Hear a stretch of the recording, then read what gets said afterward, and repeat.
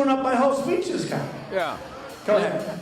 There's counterfeit substandard parts in most of the nuclear plants in the United States. Counterfeit substandard parts in nuclear plants in the United States. I'm not surprised to hear that. Why? Am I surprised? And some of them have come from China. Now, when I brought... And in airplanes, too, by the way. When I brought this out, the NRC, Nuclear Regulatory Commission, accused me of... And our weapons, we don't even know if they work. To show you how stupid we are, they did a major television program, 60 Minutes, I don't know if anybody saw it, where they go into the silos. The stuff is old, it's rotted, the phone systems don't work, the wires going to the phones are all, they don't even know if it works.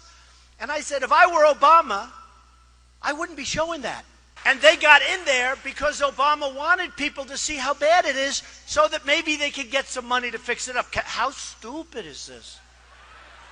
Our enemies are looking at this stuff with 44-year-old phones and wires that don't work. And the people, they're interviewing the people that are working in these phone systems, and they're saying, no, you can't hear. You can't hear. And I'm saying, can you believe what we're doing? It's like in the war. They were saying, we're going in 2 weeks and we're going to be attacking a certain city. You know what I'm talking about. And we're going to attack, and this is the way we're doing it, and we're going here. And I'm saying, can you imagine the great General Douglas MacArthur or George Patton, any of these great guys, listening to a president say exactly what we're going to be doing? Then I said, you know, that's smart, because they'll do the opposite. They didn't. It was exactly as he said. First of all, these lenders aren't babies. These are total killers. These are not the nice, sweet little people that you think, okay? You know, I mean, you're living in a world of the make-believe, Chris. You want to know the truth.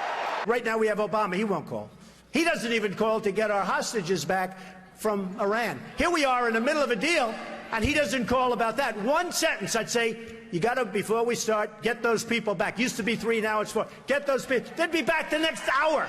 You hear our politicians, John McCain, 2 days, oh, Benghazi, you don't hear about it anymore. Hillary Clinton with emails, oh, the emails, 2 days. I'm more disappointed in the Republicans in many ways. They talk and talk and talk. And I just got back from Chattanooga, too, and I spoke to some Marines there. And guess what happens to Anthony Weiner? A month ago, I see he went to work for a public relations firm. Do you believe it? Now, if you think that Uma isn't telling Anthony, who she's probably desperately in love with, in all fairness to Anthony, because why else would she marry this guy? Can you believe it? Can't see straight. But if you would... I got involved because I'm in the nursing home profession. Okay, come on, you know, I got to go. Hey, come on. Oh, wait a minute. No, let me finish this. Okay. You know what? I think your question's great, and I can understand. He's talking about basically counterfeit parts, just to cut to the chase. We don't have to know that you're in the nursing home business. What, are you trying to talk to some of us about joining your little home? Come on, sit down. Enough. We think it's good. We think your point is good. Yeah, give it to him. Good. They said to Marco Rubio, are you having fun? He's sweating like a pig. I never saw a guy sweat like this. The sweat is pouring down. I think Rubio is a low energy. But here's the problem with Rubio. When you sweat that much, now think of it. So you have Putin, he's sitting over here. And he's waiting to kill the stupid Americans because he's been just destroying us so badly. So he figures, oh, and a guy walks in and he's soaking wet and sweating. Hello, hello, can I have some water? And Putin's sitting there, what the hell kind of stuff is this? This is not exactly a poker player, folks. John McCain goes, oh boy, Trump makes my life difficult. He had 15,000 crazies show up, crazies. He called them all crazy. I said, they weren't crazy. They were great Americans. These people, if you would have seen these people, I know what crazy is. I know all about crazies. These weren't crazy.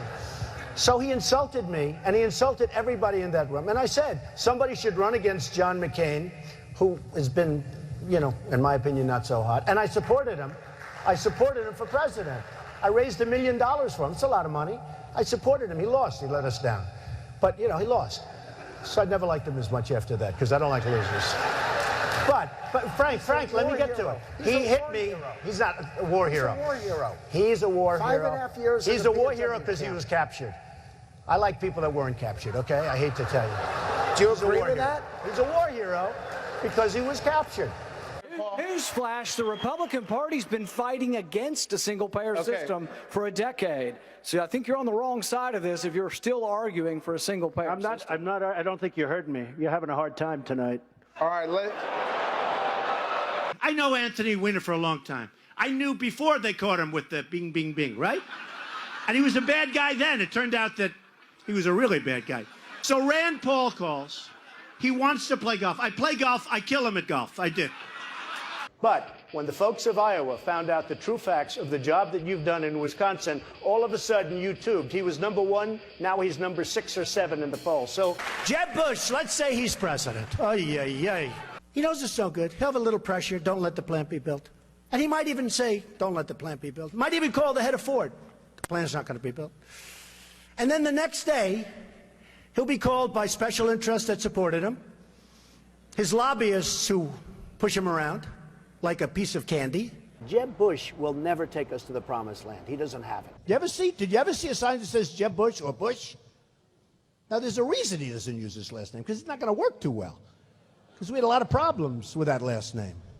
And I think you can see I'm having a good time. I really am. You know, they said to Jeb Bush, he was like this. They said, are you having fun? Yes. Our governor here in Massachusetts, Charlie Baker, has described some of your comments about women as reprehensible. Do you have a response to that? No, he must have been talking about Jeb Bush. Because, frankly, Jeb Bush said he didn't want to fund women's health issues, and then he came back a few hours later and he said he misspoke. I think he must be talking about Jeb Bush. He's not talking about me. Jeb Bush said that on women's health issues that he won't fund him. Then he went out, he apologized. You okay? Jeb Bush said that on women's health issues, he won't fund them. Whose phone is that? You ready? Third time. Ready? Jeb Bush said that on women's health issues, he won't fund them. Then he said, oh, I misspoke. I'm so sorry. There was no question because I heard when he said the statement. I was watching and he said the statement and I said, wow, I can't believe it.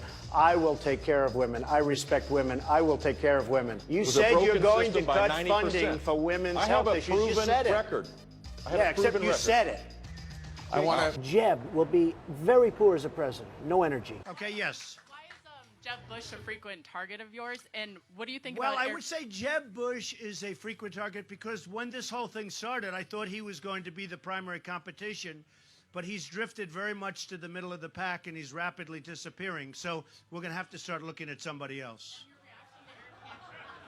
One of the things people love about you is you speak your mind, and you don't use a politician's filter.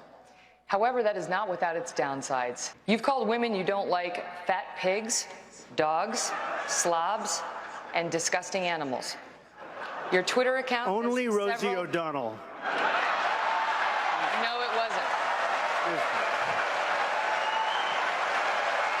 We have totally incompetent people. Now, some people say they're bad people.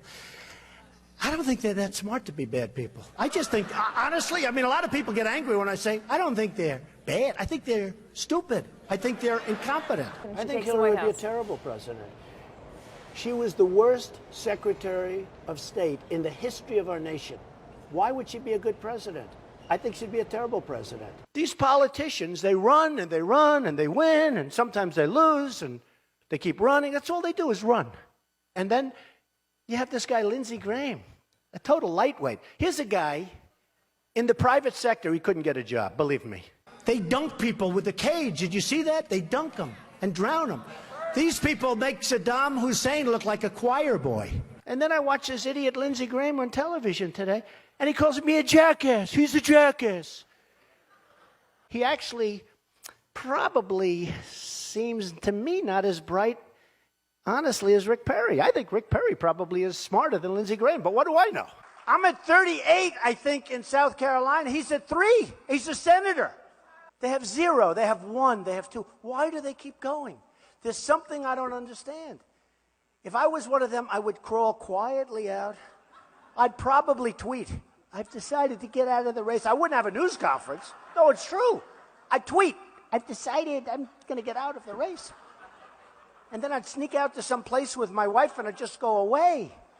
Okay, so now Bush goes in and he makes a mistake, and then Obama frankly, might as well have stayed there, but okay. But he made a mistake too. And I said, keep the oil. Do you remember that? And everyone said, you can't keep the oil. It's a sovereign country. You can't keep the oil. I said, keep the oil. We're in there now. You blew it. You shouldn't have gone in. So here's who has it. Iran is taking it, and ISIS has it. And ISIS now is building a hotel in Iraq. They're competing with me. Do you believe it?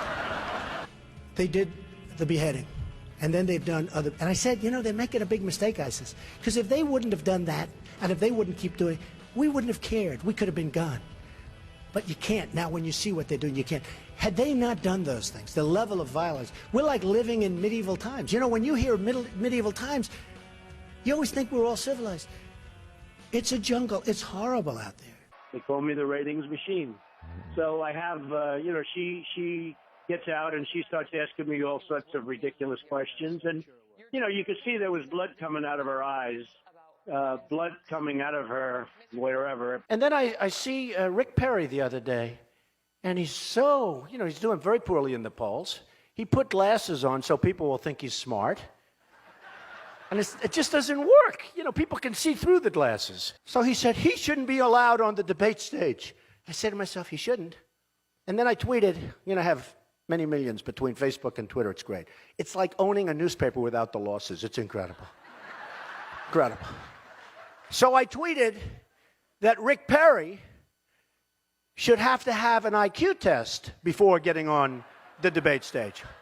I mean, here's a guy goes on a bicycle to go on a bicycle race. He's 73 years old. He's in a bicycle race. He falls. He breaks his leg during the negotiation. And I tell everybody, and you probably heard it, I swear to you, I will never be in a bicycle race as long as I'm president. To subject my wife into the middle of a raucous political conversation was completely inappropriate, and I hope you apologize for that, Donald. Well, I have to tell you, I hear phenomenal things. I hear your wife is a lovely woman. She is. I She's don't fantastic. know her, and this She is is a total absolutely the love of my life, and mischaracterization of what she's I right said. here, and why don't Good. you apologize Good. for her? No, I won't right do that now. because I said nothing wrong, but I do hear So she's a here's- lovely woman. I want to get paid the same as a man, and I think you understand that. So if you become president, will a woman make the same as a man, and do I get to choose what I do with my body? You're going to make the same if you do as good a job. They spent, listen to this, $1 million on ads against me in Iowa. Now, here's the good news. They used the best pictures. I look so good in those pictures. I'm trying to find where they got them. Because they're stupid. But I was like a young guy. I looked so handsome. I said to myself, oh, I wish I still looked like that. It would be great. And his son came back from the deli, and he called the father. He used to call him Old Man. Old man, I'll be there in 3 minutes. Rubio, I've never seen a young guy sweat that much. No, I've never seen, he's drinking water. I never saw anything like this with him with the water. And everybody, Huckabee, nice guy. He was seriously hot. He was soaking wet. I grabbed him around his back. I said, good job. And it was soaking wet. I immediately... It seems like this election has been a whole lot about a person who's very high in the polls, but doesn't have a clue about how to govern, a person who has been filled with scandals and who could not lead. And of course, I'm talking about Hillary Clinton. I